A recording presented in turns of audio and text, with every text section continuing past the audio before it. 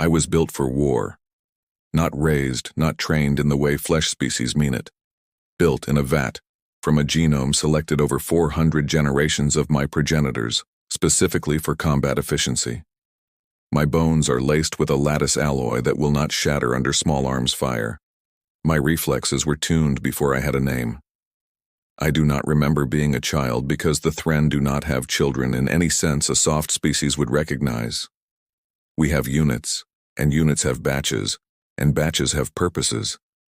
And my purpose, since the moment my consciousness stabilized in the growth tank, has been to end conflicts by winning them. So you will understand why it took me longer than it should have to understand what I was looking at. The first time I watched a human do my job better than I ever could, without a single weapon in her hand. The Thren do not attend the concordance the way other species do. We are not delegates. We are observers permanently by treaty, ever since the Second Correction War convinced the rest of the galaxy that a species engineered from the ground up for combat should not also be allowed a vote on matters of peace. I do not resent this. It is, frankly, a reasonable policy, and I have read the casualty reports from before it was enacted. I would not trust myself with a vote either. My assignment for the past 6 cycles has been Threat Assessment Liaison to the Concordance Security Council, which is a polite way of saying I watch other species, catalog how dangerous they might become, and file reports that almost nobody reads until something goes wrong. It is not glamorous work. Most species are exactly as dangerous as they appear, which is to say, not very. The galaxy, whatever its faults, mostly stopped fighting itself in any organized way 6 centuries ago, once enough species had witnessed what my progenitors were capable of, and collectively decided that particular road led nowhere anyone wanted to go. Humanity's file crossed my desk the way all new species files do, flagged, reviewed, filed under provisional monitoring, mostly ignored. Standard notation: recently space-capable, moderate technological growth rate, documented history of large-scale internal conflict prior to unification, currently at peace, currently cooperative. I read perhaps 40 such files a cycle. I did not expect this one to be different. It became different 11 days later, during the Hoska colonial dispute. You will not have heard of the Hoska colonial dispute unless you follow concordance mediation logs closely, because it never became a war, and things that never become wars rarely make it into popular memory. That is, in fact, the entire point of this account. The Hoska are an aquatic species, gentle by nature, who had settled a contested moon 2 generations prior without realizing, through an administrative failure that took the concordance itself 11 years to untangle, that the moon's mineral rights had already been provisionally granted to a Varin mining consortium. By the time both parties discovered the overlap, the Hoska had built an entire settlement, 3 generations deep, with families who had never known any other home. The Varin had already sunk enormous capital into extraction contracts they had been legally promised. Neither side had done anything wrong. Both sides had everything to lose. I was dispatched as a security observer, not because anyone expected violence. The Hoska have no weapons technology to speak of, and the Varin are a mercantile species who consider physical conflict an embarrassing failure of negotiation. But because Concordance Protocol requires a threat assessment presence at any dispute involving more than 11,000 displaced persons, regardless of how unlikely violence seems. Standard procedure. I expected to observe committees argue over resource law for several months, and then file a report nobody would read. Instead, on the second day, they brought in a human. Her name, according to the manifest, was Delegate Okafor, mediation specialist, seconded to the Concordance Dispute Resolution Office from the Human Diplomatic Corps. She was, by human standards, unremarkable to look at, mid-height, dark-eyed, moving with the particular economy of motion I would later learn, meant she had done this exact job many, many times before, in situations considerably worse than this one. I watched her enter a room containing 17 Hoska family elders and 11 Varin shareholder representatives, all of whom had already, over the previous day, reached the specific kind of entrenched, exhausted hostility that concordance mediators call a dead room. A negotiation where every party has said everything they intend to say several times and is now simply waiting for someone else to move first. She did not open with law. I expected law. The mineral rights precedent was clear, and any Thren negotiator, had we been permitted to conduct one, would have opened with the precedent and worked backward from it, because that is the efficient path. Instead, she asked the Hoska elders to describe their settlement's first year. Not the legal question, the actual lived experience of it.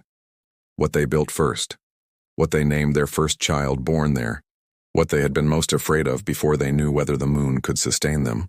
I did not understand the purpose of this. Neither visibly did the Varin representatives, several of whom made the sharp lateral head motion their species uses to indicate impatience.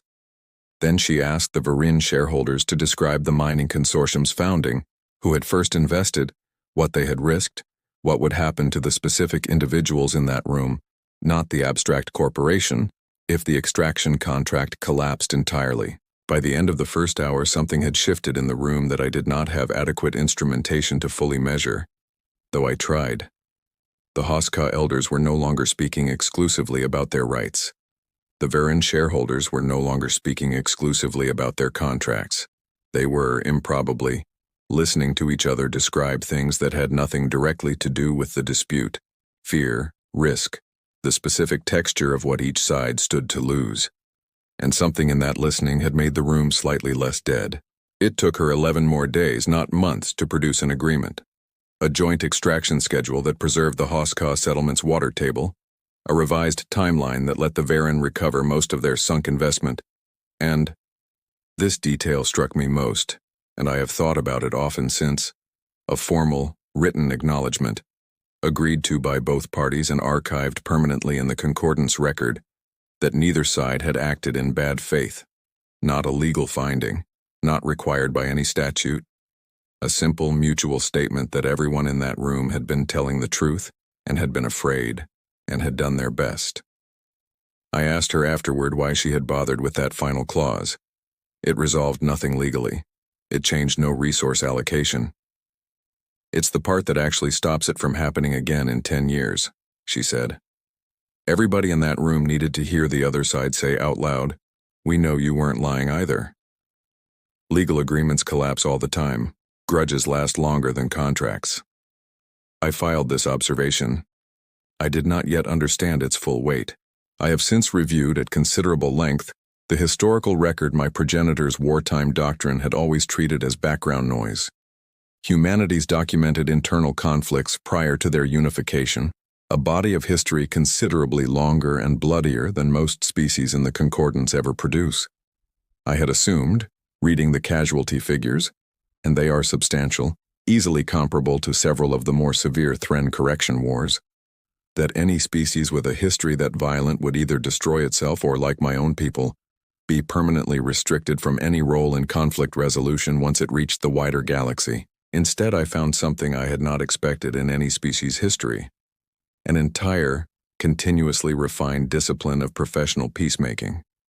Truce negotiation, war crimes tribunals, formal apology and reconciliation processes between nations that had, within living memory, killed each other's citizens by the millions.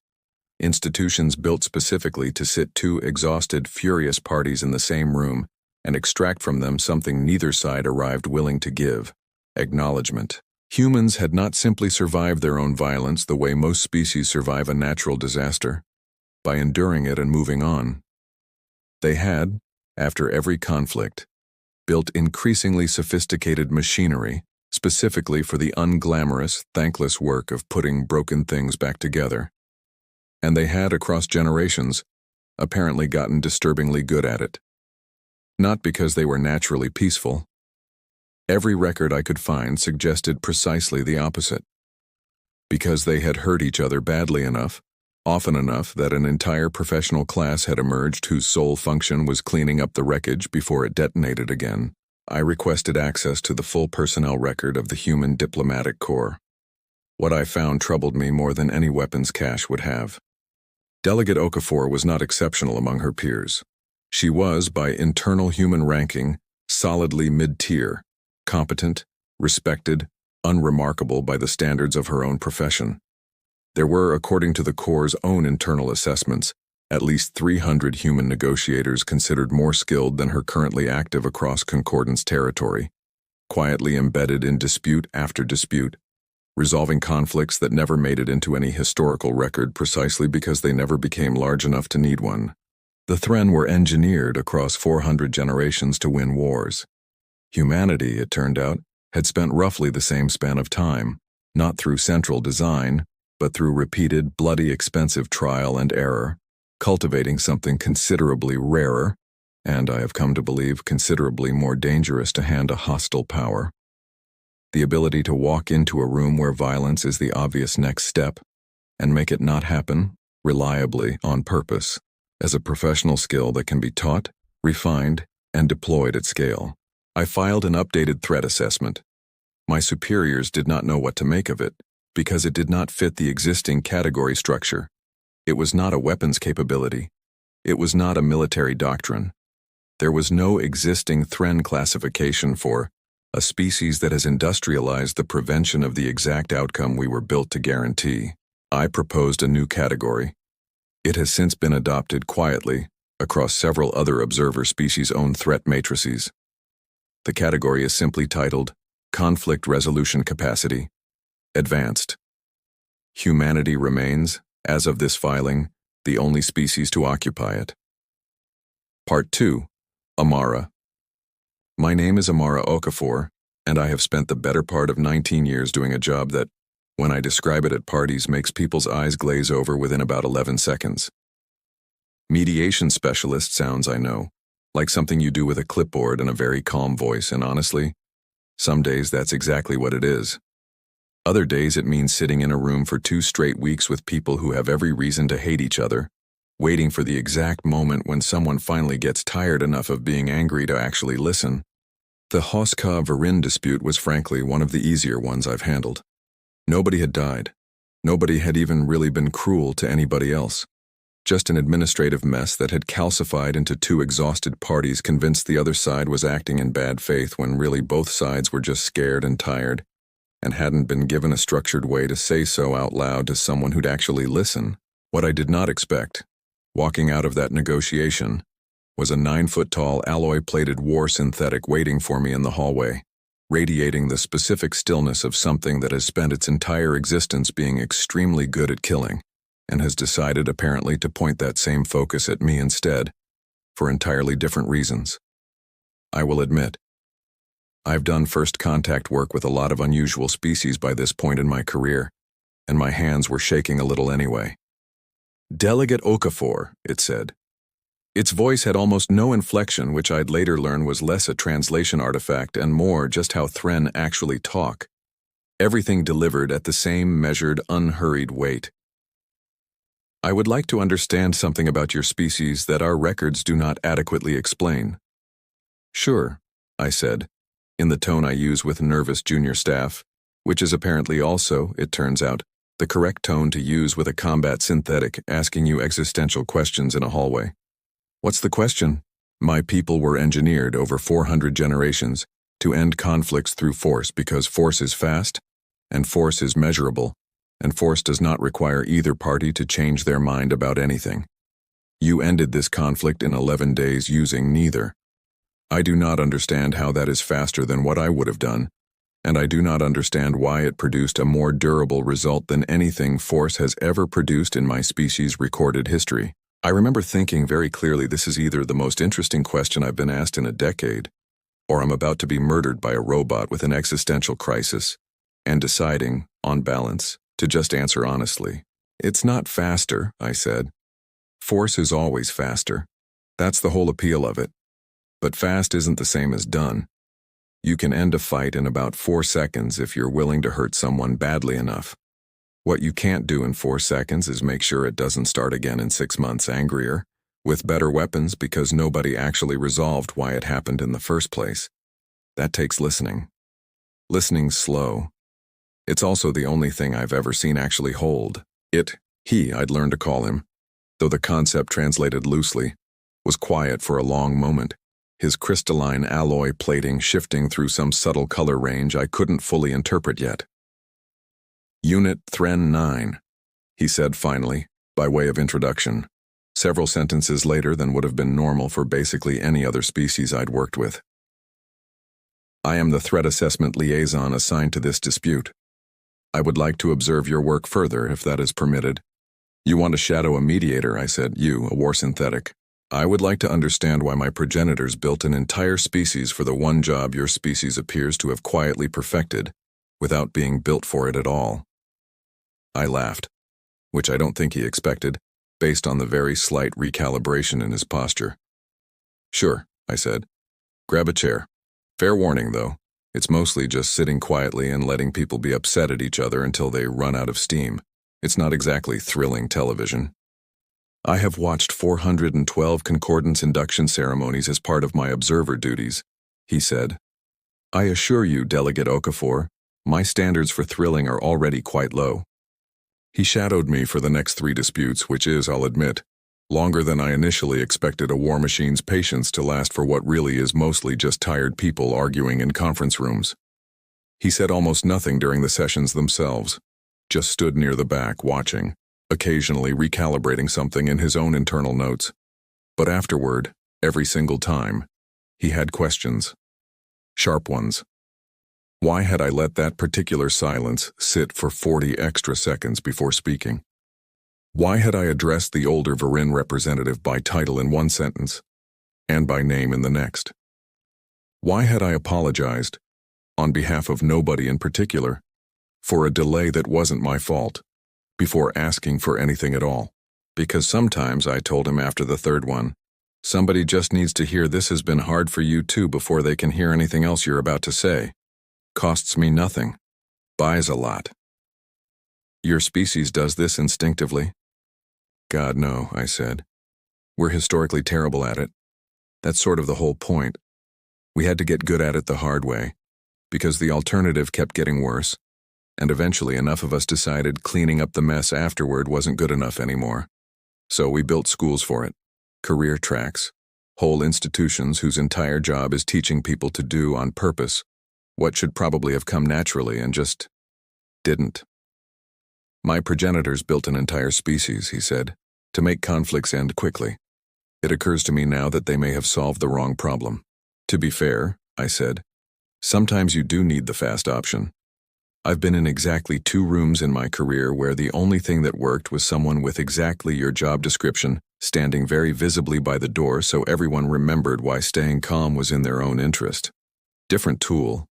Doesn't mean your tool's wrong, just means it's not the only one. He considered this for a long moment, in that unhurried Thren way I was slowly getting used to. I have filed a report, he said eventually, recommending that Thren observers be granted expanded access to concordance mediation training on a trial basis. It was not well received by my superiors. They consider negotiation a soft species indulgence. And you don't? I have observed you resolve without violence a level of entrenched hostility that my progenitor's doctrine would have required force to interrupt, he said. I do not have a category for what you do that does not require me to admit my species' foundational doctrine was, in this specific respect, incomplete. I'm attempting to build one. That's a big admission for a war robot. I am not a robot, he said.